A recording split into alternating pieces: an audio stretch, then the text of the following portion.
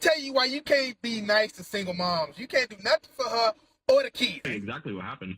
I call him over and I ask him, hey, why is my bill so much?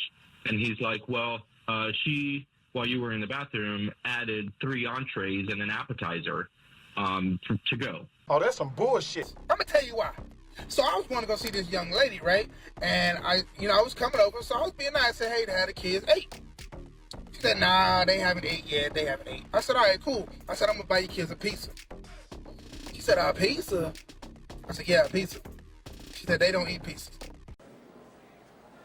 You serious? I said, okay. What do they eat? Who don't eat pizza? What the f*** are kids?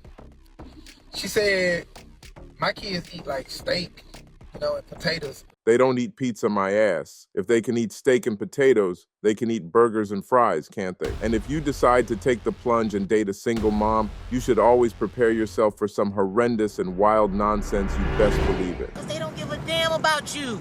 They don't like you. I don't like you. Here's another clip of a guy who decided to take a single mother out for a dinner, and guess what she did? Hey, Zara. Hi. All right, welcome back. Let's call this guy Eddie. You met on one of the apps. You went on a date. You thought everything went really well.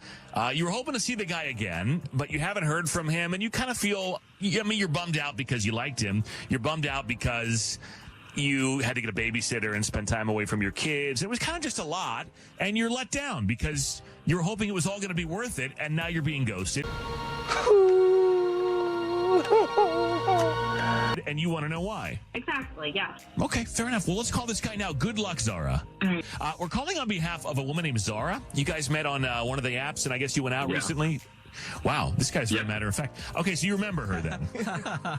Yes.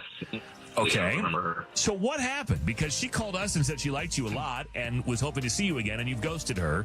I mean, is that true? Did you ghost her? Well, are you ghosting her? Yes, absolutely. Yeah. I'll tell you exactly what happened. Okay. So we went on a date, and it was great. We were having a good conversation. Great. It comes to around the end of the meal. I head to the bathroom, and I come back, and then the waiter brings the bill, and it's a lot more than I thought it was going to, look it over. I call him over, and I ask him, hey, why is my bill so much? And he's like, well, she, while you were in the bathroom, added 3 entrees and an appetizer. What? To go. Oh, wait a minute. Whoa. Who is the food for? For her kids. Oh, so she ordered She was food. taking it home for her kids. Oh. And okay. And she didn't tell you she was going to do this or offer to pay or, she didn't even give you a heads up. She just tried to sneak it in there. No, she was sneaky about it and did it while I was out in the bathroom. Zara, you left out the part where you ordered several meals to take home without asking about it. Because, did you know he was going to pay? You didn't seem to say anything when the bill came. No, he asked me on a date. I would expect he's going to pay. I think that's just kind of typical that the guy pays, especially when he's for you. Right. He asked you on a date and he paid for you. That was the plan. I don't know that he necessarily signed up to pay for your whole family to eat. Those aren't his kids. No, I get that. They're not his kids, but he knew I had kids. He knows I'm a single mom. So he's supposed to, so he, part of him asking you out on a date is him also providing a dinner for your family? And the fact that you didn't tell him that you were doing it is also a little sneaky. In fairness. Yeah, I don't like that either, being called sneaky. It sounds like you just kind of assume without asking. No, I absolutely assumed. I assumed you asked me on a date that you're going to take care of the check. I think that's just pretty standard. Then should he pay their tuition as well? Or should he have paid for the babysitter? Bills.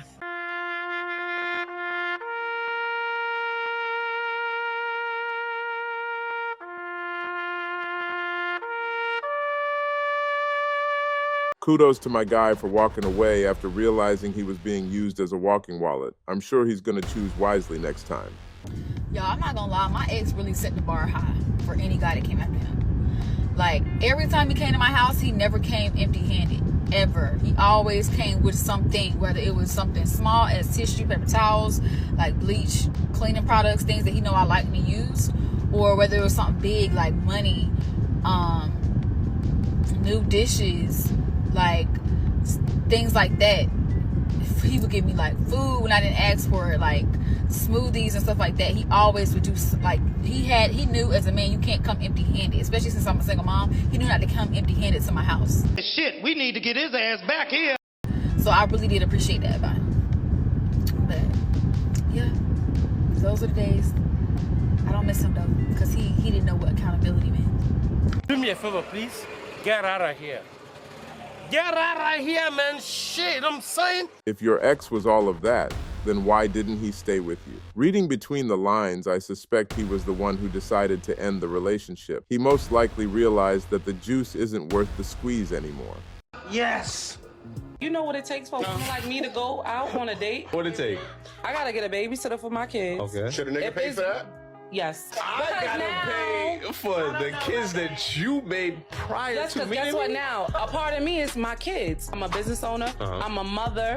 I'm holding down the household. That's why. And I shouldn't have to pay for your trying. I'm not saying every day. I'm saying, okay. No date. A man that's for me, in my opinion, they know that, okay, she's a mother of two. She's holding down a business. She's holding down a house. She's commuting from Jersey to New York. All right, how much is your babysitter? Oh, how much do you pay your aunt? Whatever the case is.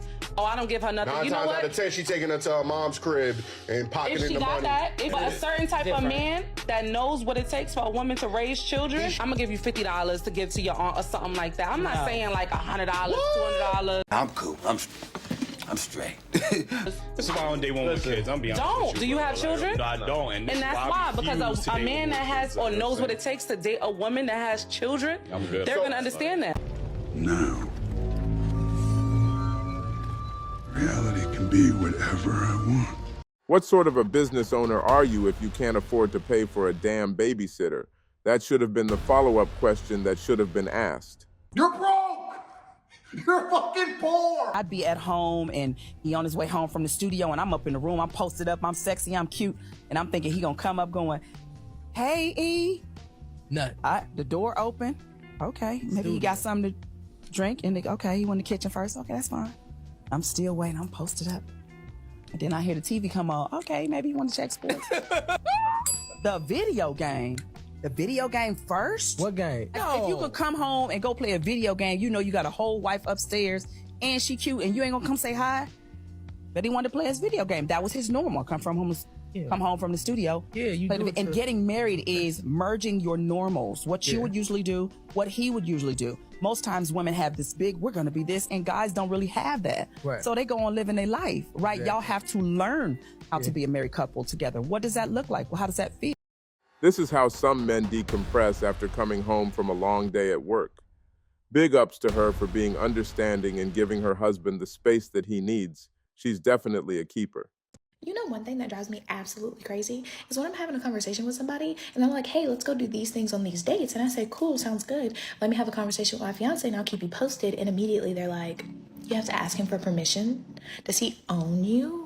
First of all, let's not be childish. Second of all, when you are in a relationship, the decisions you make affect your partner. It's called consideration, respect, and maturity. So low-key in the back of my head, I am thinking, oh my gosh, this is why you're single. Because why in the world do you automatically go to ownership when you consider your partner and the decisions you make? I'm telling you right now, if this man decided one day, hey, I'm going to go to Cali for a week, and he does not tell me until he is in California, baby, we will have major issues. Because ain't no way in this freaking world that we do not make these decisions together. This is my teammate, my partner. Not to mention, this man bought this house. He pays my bills. He's more than likely sending me money on the trip that you are trying to take with me. I do not want to be single with you. I am quite literally spoiled and I love it here. So don't play these games with me. You can keep that to yourself. Thank you. You very smart. You loyal. I appreciate you. Do you feel like women aren't having children at a young age nowadays because it gives up their freedom? Yep. That's the sacrifice you make as a woman. You wait till the last minute, and then you got to deal with the men that want the 21-year-old. They want the 22-year-old. They don't want a woman at 35 who's got a bunch of mouth. This guy has worked to develop himself. You said men that are 35 want the 21-year-olds. They did a study, men of all ages, and they found the age group that most men prefer, and that's 24. 24, okay. Which makes sense. That 10-year age gap. Again, yes, women do develop earlier than men, but women still, in today's generation, 21 to 24, you're young, right? Like you haven't lived. You're at your peak. You're at your peak, but you haven't lived. Do you feel like 35-year-old men reach out to those women and want those women so they can groom them into being what kind of wife they want them to be? Of course. And is that bad or is that good?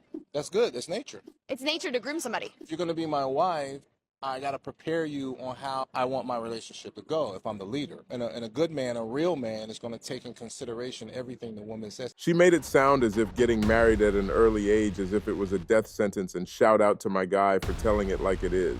And with this, I conclude this video. Please like and subscribe as it will greatly help the channel. And until next time, be safe and stay legal.